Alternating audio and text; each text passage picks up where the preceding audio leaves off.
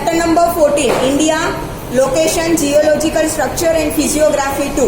Physiography 1 हमारा हो चुका है। उसमें हमने क्या देखा था, इंडिया का अर्थ पर लोकेशन क्या है, इंडिया की नेबर कंट्रीज कौन है, उसका जियोलॉजिकल स्ट्रक्चर क्या है, कौन कौन से ओशन है जो इंडिया के आसपास में आते हैं। ठीक है, ये सब कुछ हमने देखा था। नाउ ये चैप्टर में डिटेल में सब कुछ देखेंगे कि इंडिया की ऊपर बॉर्डर मतलब कि नीचे सी बॉर्डर आती है जिसे बोलते हैं हम कोस्टल बॉर्डर, कोस्टल रीजन बोल सकते हैं हम। ठीक है, ऊपर क्या आता है, हिमालय आता है, इस तरफ राजस्थान और कच्छ का डेजर्ट आता है। ठीक है, वो सब कुछ अब हम डिटेल में देखेंगे। The landform which is irregular and has some undulation on the surface of the earth is called physiography. मतलब लैंड एकदम स्मूथ ना हो। ठीक है, इंड्यूलेशन मतलब कहीं पर थोड़ा पहाड़ निकला हो तो कहीं पर ज्यादा, बहुत जैसे कि माउंट एवरेस्ट हिमालय की तरह बहुत ऊंचा पहाड़ निकला हो तो कहीं जगह पर खाड़ी बनी हो, वैलीज बनी हो। ठीक है, कहीं जगह पर नदियां बनी है तो कहीं पर पोंड है। ठीक है, मतलब एकदम अर्थ का जो सरफेस है वो एकदम स्मूथ नहीं है। ठीक है, this is known as undulation. ठीक है, और इसी को हम क्या बोलेंगे, physiography. Now it includes mountains, plates, plains etcetera. On the basis of physiography, India can be divided into the following physiographic regions. कौन कौन से हैं, एक तो नॉर्थर्न माउंटेन रीजन। ठीक है, यहाँ पे नीचे आपको पूरा मैप भी दिया है इंडिया का। ठीक है, उसमें कलर के हिसाब से यहाँ पे आपको दिया भी है कि कौन से कलर के हिसाब से इंडिया का सरफेस की हाइट सी लेवल से कितनी है। ये हाइट जो होती है वो कहाँ से दी होती है, सी लेवल से। ठीक है, तो पहले नॉर्दर्न माउंटेन रीजन मतलब हिमालय वाला पूरा रीजन। ठीक है, फिर दूसरा है great northern plains. Great northern plains मतलब हिमालय खत्म होने के बाद ये जो पंजाब, फिर उत्तर प्रदेश, दिल्ली, ये सब कुछ जो कवर करता है वो पार्ट कैसा है, एकदम सरफेस जैसा। हाँ, थोड़ा बहुत ऊंचा नीचे ऊपर नीचे होगा, डिफरेंस शायद 100 मीटर या 150 मीटर, तो इतना ज्यादा हम उसे काउंट नहीं करते, इतना कम होगा। ठीक है, फिर थर्ड है पेनिसुलर प्लेट। पेनिसुलर प्लेट कहाँ पे आएगा, नीचे का जो साउदर्न पोर्शन पूरा ये जो ट्रायंगल जैसा बनता है वो। ठीक है, फिर है the coastal planes. Coastal planes मतलब समुद्र किनारे के जो होते हैं वो। एंड फिर आर्कीपेलेगोस। आर्कीपेलेगोस कहाँ से कहाँ पर आएगा, एक सेकेंड। हाँ, बीच का, ना ही साउथर्न में आता हो, सेंटर इंडिया वाला। ठीक है, जो मध्य प्रदेश वगैरह है वो। ठीक है, northern mountains region, this is an important natural region of India. It is known as the Himalayan mountain system spread over 2400 kilometer in west-east direction in the north. West से लेकर ईस्ट तक कितना है उसका लेंथ, 2400 किलोमीटर का पूरा उसका length है। और जो पूरे हमारे नॉर्थ इंडिया को वो कवर करता है। Now it has an arc shape, its width ranges between 240 kilometre to 320 kilometre. Width मतलब इंडिया के एक पार्ट से लेकर सामने चाइना के दूसरे पार्ट तक जाता है तो उसकी विड्थ 240 से लेकर 320 किलोमीटर जितनी है। और वो एक आर्क के जैसा है। हिमालयन रेंज आप देख सकते हो, यहाँ पे ऊपर क्या है, एक आर्क के जैसा, एकदम स्ट्रेट लाइन जैसा नहीं है। ठीक है, the Himalaya is not a single mountain but it is a complex of many mountain ranges. ठीक है, छोटी बड़ी बहुत सारी माउंटेन रेंजेस एक साथ बनकर पूरा हिमालय बना है। Going towards east from Afghanistan it extends up to Myanmar via India, Nepal and Bhutan. सामने अफगानिस्तान से लेकर इंडिया से होकर नेपाल, भूटान और नीचे म्यांमार तक वो जाता है। It has more span in Tibet in the north. It is a part of the mountain system known as the Pamir Node. Tibet में जो हिमालयन रीजन का जो पार्ट आता है उसे क्या नाम दिया गया है, पामीर नोड। ठीक है, Himalayas on the whole can be divided into 2 divisions, northern Himalayan region and eastern Himalayas.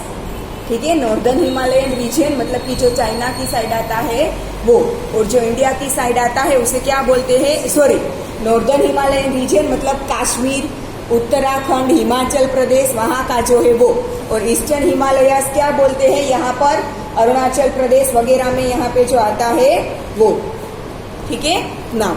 Northern Himalayan region there are 3 mountain ranges parallel to each other, एक माउंटेन रेंज, नीचे दूसरी माउंटेन रेंज और तीसरी माउंटेन रेंज, ऐसे 3 माउंटेन रेंज है जो नॉर्दर्न हिमालयन रीजन में count की जाती है।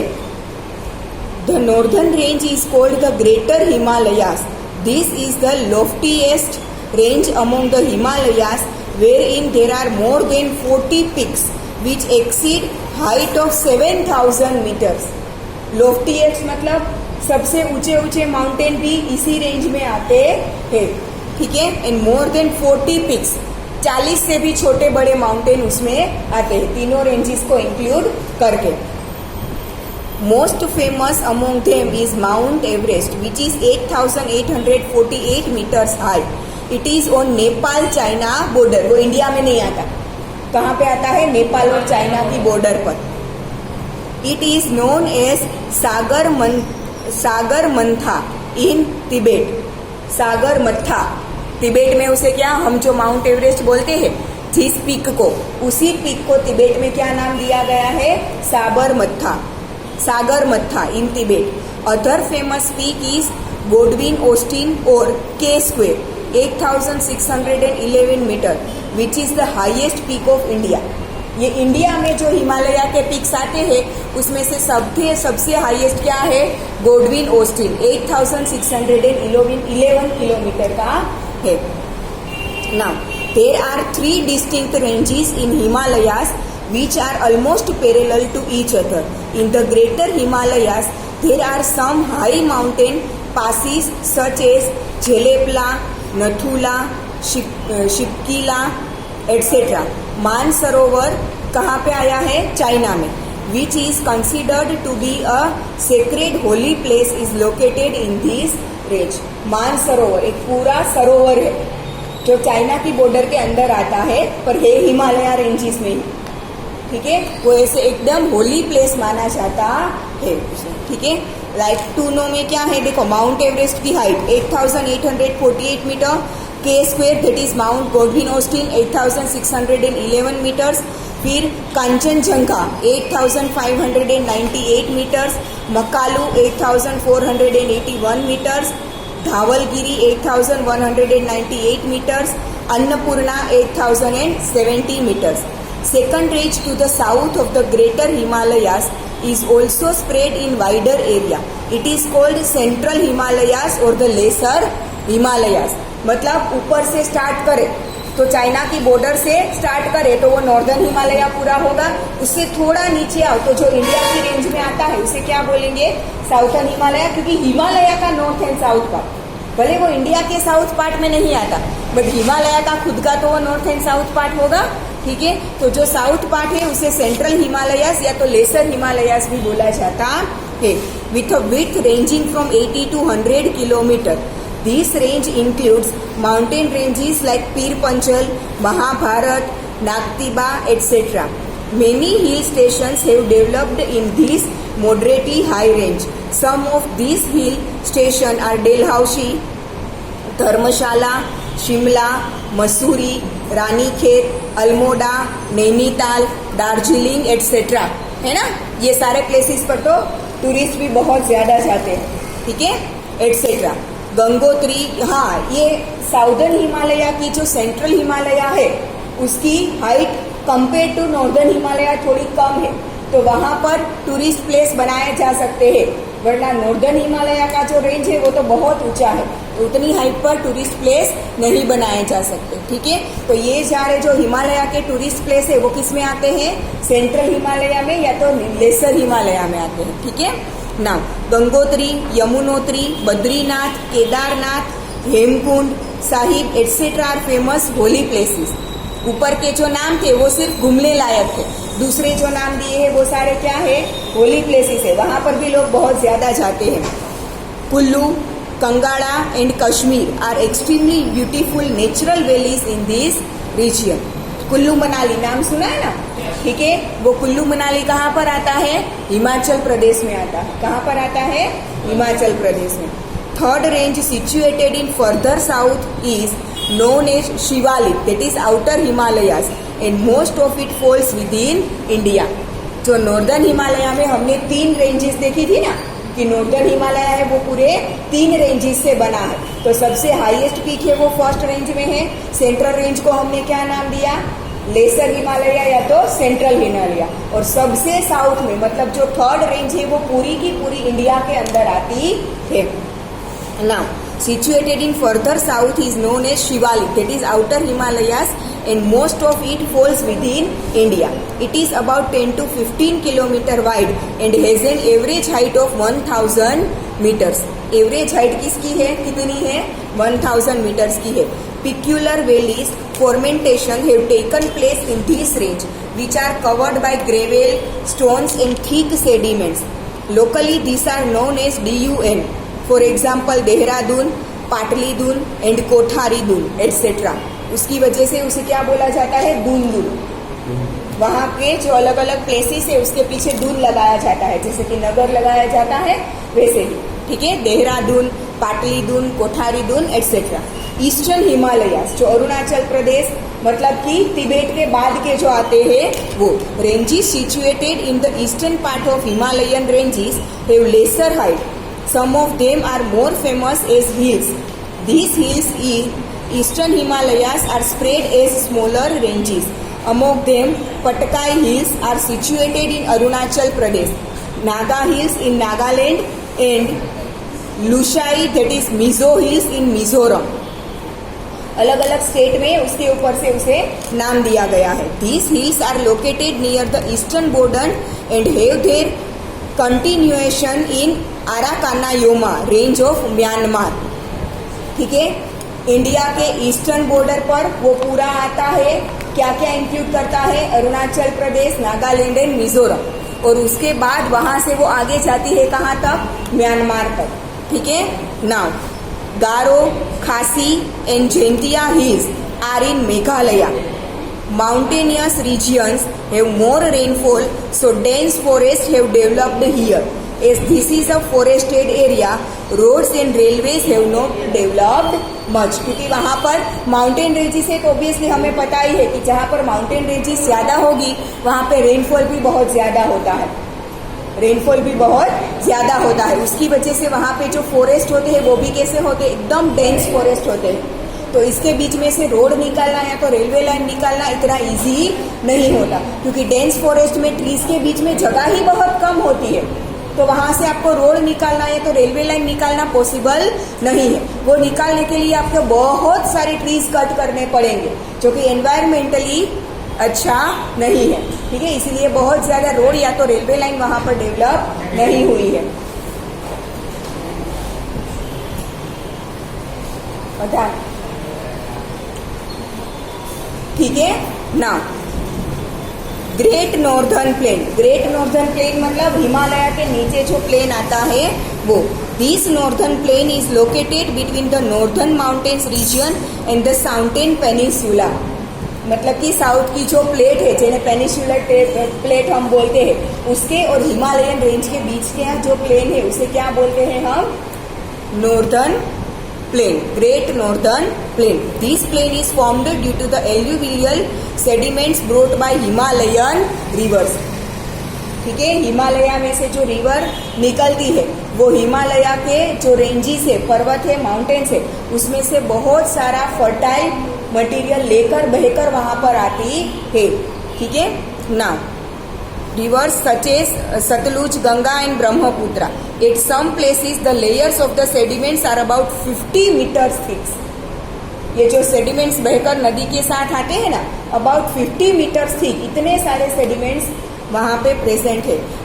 As these plains occupy very large area in north India, this are known as the great plains of northern India. बहुत सारा नॉर्थ इंडिया का वो शायद सबसे बड़ा नॉर्थ इंडिया का पार्ट वो कवर कर लेता है, इसीलिए उसे ग्रेट नॉर्दर्न प्लेन्स बोलते हैं। देखो यहाँ पे ग्रेट नॉर्दर्न प्लेन्स कितना बड़ा है, आप ग्रीन कलर का देख सकते हो। ठीक है, यहाँ पर रावी नदी पंजाब से स्टार्ट कर रावी नदी वहां से लेकर छेक यहाँ तक सामने अरुणाचल प्रदेश तक ब्रह्मपुत्रा तक वो जाता है। मतलब कि हिमालय का पूरा नीचे का भाग इंडिया का जो आता है वो पूरा। ठीक है, now the plain is about 2400 kilometre long. It is considered as one of the largest river plains of the world. River से बना हुआ लार्जेस्ट प्लेन, वर्ल्ड में जितने भी ऐसे रिवर से बने हुए प्लेन्स है ना, उसमें से एक ये भी है। Its western part is narrower than the eastern part. Eastern part से कंपेरिजन में नॉर्दर्न पार्ट थोड़ा नेरो है, क्योंकि फिर राजस्थान के डेजर्ट स्टार्ट हो जाते हैं। ठीक है, और ईस्टर्न पार्ट में ऐसा कुछ नहीं आता, तो वो प्लेन पूरा इंडिया को कवर कर लेता है नीचे तक। The plain is almost a level land. None of its part is higher than 180 meters above sea level. Sea level से देखे तो उसका एक भी पार्ट 180 मीटर से ज्यादा ऊंचा नहीं है। मोस्टली पूरा है वो एकदम प्लेन सरफेस है। ठीक है, now the plain is very narrow near Delhi. The Sutlej plain lies to the west of Delhi while the Ganga plain is in the east. Delhi के वेस्ट पार्ट में सतलुज नदी से बना हुआ प्लेन है और ईस्ट पार्ट में गंगा नदी से बना हुआ प्लेन है, क्योंकि गंगा नदी दिल्ली के बाजू में उत्तर प्रदेश से होकर निकलती है। ठीक है, now this plain is considered to be the most prosperous region of India. Obviously नदी जो बहकर आती है वो ऊपर हिमालय के माउंटेन रेंजेस से पूरा फर्टाइल लैंड लेकर नीचे बहकर आती है। तो जब वो वहां के प्लेन में वो स्थिर हो जाएगी तो ऑब्वियसली वो जो फर्टाइल मिट्टी उसके साथ आई थी वो नीचे बैठ जाएगी और पानी सारा ऊपर से बहकर चला जाएगा। तो आजू बाजू में वो अपना जो फर्टाइल मटेरियल था वो स्प्रेड करेगी। ठीक है, तो लैंड है वो एग्रीकल्चर के लिए बहुत ज्यादा अच्छी है। ठीक है, तो क्या बोला है कि this plain is considered to be the most prosperous region of India, क्योंकि एग्रीकल्चर हमें पता है कि हमारा इंडिया पूरा एग्रीकल्चर बेस्ड कंट्री है।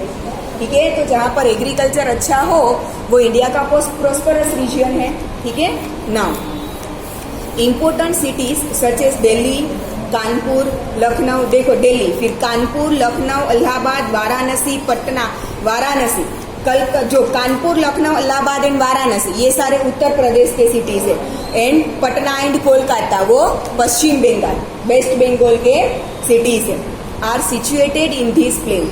Sindhu river and its tributaries Jhelum, Chenab, Ravi, Beas and Sutlej originate in the Himalayas. Sindhu नदी ऊपर कश्मीर से होकर पाकिस्तान में चली जाती है।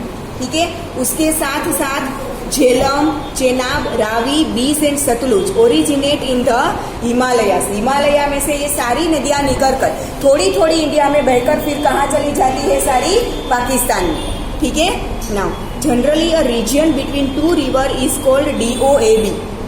दो पास में मतलब थोड़े ही डिस्टेंस में। ठीक है, थोड़ा ही डिस्टेंस छोड़कर 50 या 60 किलोमीटर का डिस्टेंस छोड़कर दो बड़ी बड़ी नदियों के बीच में ऐसा डिस्टेंस हो तो उसे क्या बोलते हैं, DOAB। That is do means two and AB means water, two water. DOAB मतलब टू वाटर, दो नदी के पानी एक साथ मिलते हैं। ठीक है, thus the plain which is formed by 5 rivers is called Punjab. ठीक है, पंजाब नाम क्यों पड़ा है, क्योंकि वहां से हिमालय से निकलती हुई 5 नदियां एक साथ बहती है, सारी थोड़े थोड़े डिस्टेंस पर। ठीक है, कौन कौन सी ऊपर नाम भी दिया है, सिंधु, झेलम, चेनाब, रावी, बीज एंड सतलुज। देखो सिंधु है वो पंजाब में नहीं आती, वो कश्मीर से बहकर ही डायरेक्ट चली जाती है पाकिस्तान में। बट बाकी की जो 5 है, झेलम, चेनाब, रावी, बीज एंड सतलुज, ये 5 पंजाब से होकर फिर कश्मीर फिर पाकिस्तान में जाती। हमें पता है जब 1947 में हमें इंडिपेंडेंस मिला तब इंडिया के 2 टुकड़े हुए थे, पाकिस्तान एंड इंडिया। वैसे तो 3 टुकड़े हुए थे, पाकिस्तान, इंडिया एंड बांग्लादेश। बांग्लादेश तब पाकिस्तान का हिस्सा माना जाता था, उसे ईस्ट पाकिस्तान बोलते थे, और अभी जो पाकिस्तान है उसे वेस्ट पाकिस्तान बोलते थे। फिर धीरे धीरे बांग्लादेश है वो पाकिस्तान से अलग हो गया और अपना एक नया ही कंट्री बना 1971 में। बांग्लादेश पाकिस्तान से अलग कब हुआ? 1971 में। उसने अपना नाम लिया बांग्लादेश। ठीक है, तो ये जब पाकिस्तान मतलब वेस्ट पाकिस्तान जो हाल का अभी का पाकिस्तान है, वो जब इंडिया से अलग हुआ तब पंजाब है वो बहुत बड़ा स्टेट था। पंजाब के 2 टुकड़े हुए, जो वेस्ट पंजाब था वो पाकिस्तान को गया और ईस्ट पंजाब था वो इंडिया को रहा। ठीक है, तो ईस्ट पंजाब से होकर मतलब इंडिया के पास जो पंजाब है वहां से होकर वेस्ट पंजाब मतलब पाकिस्तान के पास जो पंजाब है वहां तक ये पूरी नदियां आगे बहकर पाकिस्तान में आगे भी जाती है।